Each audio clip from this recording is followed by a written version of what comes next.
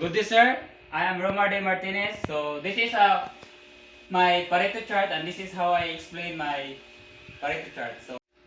So mo ni atong complaint na nadawat. So first is food is tasteless. So ang count niya is 65, then ang wait time is 109. Then ang unfriendly staff 12, not clean 30, overpriced 789, too noisy 27, food not fresh 9. Ang atong small portion is 621, then no atmosphere 45, then food is no salt, is too salt is 15. Then ang next step is ato na siyang i-add tanan sa gikan sa dako hangtod pagamay. So ang overprice is 789, small portion 621 hangtod so on and so forth.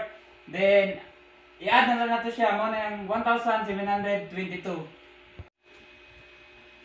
So mo na itong Pareto chart. So first naatay count 0 to 800. So first ito ang imong bar graph is ang overprice. So ang iyang bar graph is ubos sa 800 kaya ang count is lang 789. Then second ang small portion. So ang small portion mo ni ang bar sa babaw sa 600 kaya ang count is 621. Then so on and so forth. So then kuha na to ang percentage sa overprice. So ang percentage sa overprice is 45.82%. So para makuha na siya is kuha na to, i-divide na to ang 789 divide 1,722 times 100 mo na siya ang equals 45.82%.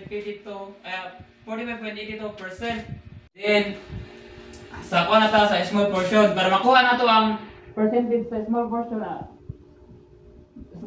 ng 81.88% atawa siyang i-add ang 789 plus 622 divide 1,722 times 100 so mo na siya ang 81.88%, then so on and so forth.